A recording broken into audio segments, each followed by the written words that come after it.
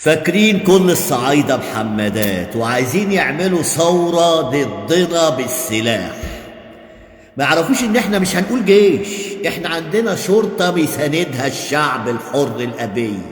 يعني اللي هينزل الميادين هناكله ونقرقشه بسناننا كشعب قبل الشرطة. مش هنقول جيش، الجيش له حدوده وليه مكان تاني خالص، انما الشرطة المصرية الحمد لله واقفة على رجليها كويس قوي قوي قوي، ومعاها المخابرات ومعاها الامن الوطني ومعاها ووراها وقدامها الشعب المصري العظيم. بلا ثورة مسلحة، بلا ثورة متنهببة، مش علينا الكلام ده يا بهايم. انتوا مش فاهمين الشعب المصري اساسا، هناكلكوا بسناننا. فاهمين؟